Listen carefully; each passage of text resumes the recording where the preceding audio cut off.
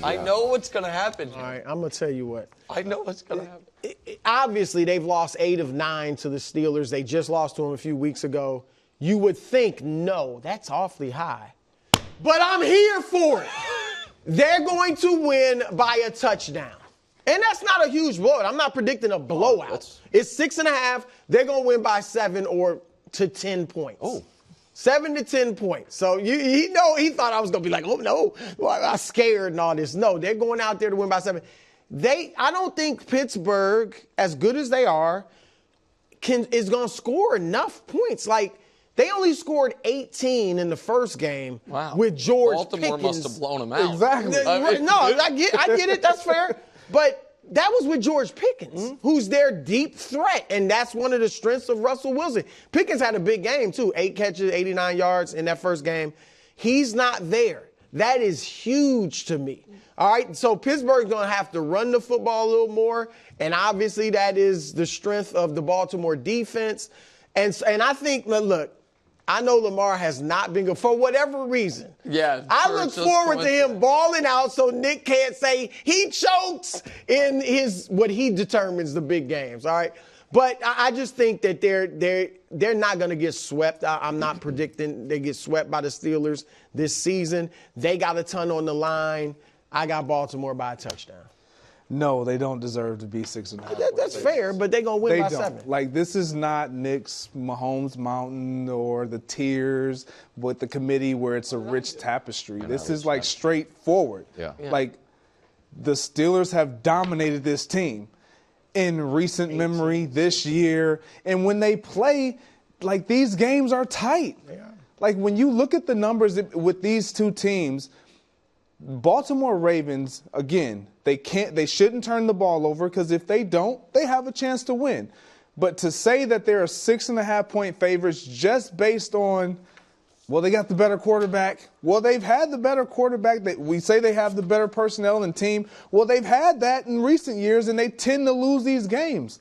Like they lost last year. 10-17, both matchups. One with Lamar, one without Lamar. That's the biggest margin of victory between these two teams since 2019. Yeah. Like, they're all close. They're all very close. So, no, they don't deserve But who's going to win? I'm actually going with the Steelers. Well, and he listen, just said that. I gotta say, you don't agree with me. My dear friend Brew is a little on tilt about the Ravens. We know it. We know this because I admit it. I've the been audience shaking. The other day, that it hasn't been a pleasant ride. When this line first came out and it came up on the show on Monday, and I said, "You won't believe how big of a favorite the Ravens are," and I said it. Bruce said, and I quote, "That's crazy." So you remember that? 'Cause I don't remember. So I'll admit the line should not be that, but I'm telling you they're going to win by 7. Right, that's what I thought you were. That's what I thought. Yeah, it shouldn't be 6.5. That's what I thought you were going to say at the beginning. That Wilds was going to say is confusing. You think it should be 6.5? Which is that it shouldn't be seems this like line. a lot. It seems high. But right. Okay. But the other thing is this.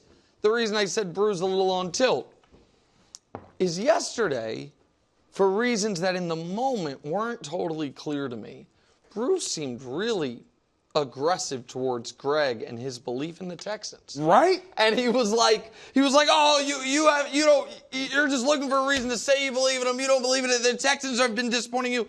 And then Greg correctly was like, "Is that the same record as your team?" Yeah. And your answer was, "Yeah, but my team's better." And well, I don't know that that's true. I really don't. That's how I'm looking at you. I don't know that the Ravens are better than the Texans. Who's got the better quarterback? Here we go. Yeah. This is the same. Yeah, that's fine. It's the same better run game. And that's where it ends. Good. That's where the story ends there because they beat them 34-7 last year in the playoffs. Oh, last year in the playoffs is different. We're not talking about last year, CJ was better last year. So listen, I'm sorry about that. I do think that this is a massive game for Lamar. And I don't think that it's impossible for him to play well in a big game. I just think it's overwhelmingly unlikely. If he does, are you willing to abandon your thesis? No, I don't think you don't abandon a thesis based off one result. It has to build on it, but it would be a point in the other column. If Tua the next time he plays in the cold, they win. Do we abandon that thesis, or do we say, oh, maybe he's turning a corner, or maybe it's a one-off? Like, when I show if I may just quickly, Dusty, become playoffs, which I even again, it's not just the playoffs. Dusty, the graphic. It's just, but this is a biased graphic. That he's 0-16. It's that he's 4-12. The audience knows. It's that his passer rating drops by 40 points. It's that instead of being 3-to-1 touchdown interception ratio, it's 0.9-to-1 touchdown interception ratio. It's all of those things. And so we need here's my issue with 8 games. So this graph, we're going to see this graphic. No, here's the thing. This is why the graphic is disingenuous. It needs more than one game. Cincinnati should be in there. Why? And I could throw Buffalo because you are fake. Greg, you know this. Greg does not agree with you. I don't agree. When you were going against some of the top corners in the league, even if it wasn't from your rival, but heck, this is the division team. That was a big game for you. Lamar going against Burrow. Please don't. That's huge. I know he has MVPs. I didn't shrink in big moments. No, I'm not saying shrink. But I'm saying to Nick, for Nick to sit here and act like playing Cincinnati. No, it's a big game. It's just not the biggest. It's the biggest. I think it's Here's Burrow, the thing. You don't think that? No, I think it's probably the 4th biggest game on your schedule. Yeah. His line is at 3. My line is at 3 and above. That's why it's biased. Playoffs, Cincinnati should be playoffs. The dynasty. No, other way. Playoffs.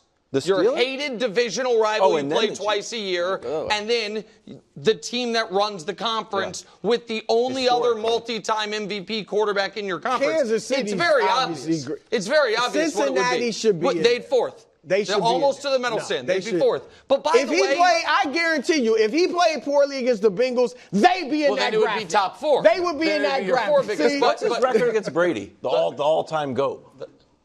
I don't know. I can't imagine he played him that often. But it's good. It's good against Josh Allen.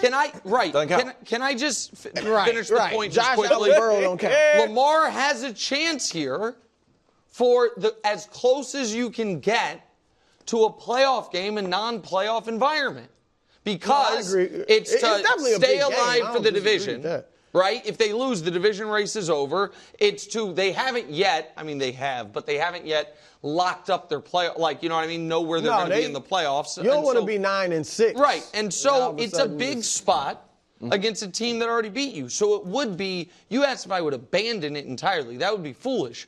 But it would be like, hey, you don't have to do 8 in a row, but if he does this, then plays well in the playoffs, it's like, oh, he got over it.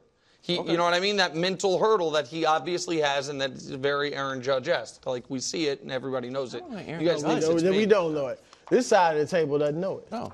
Thanks for watching. Subscribe here to get more from the show and to check out clips from other shows on FS1.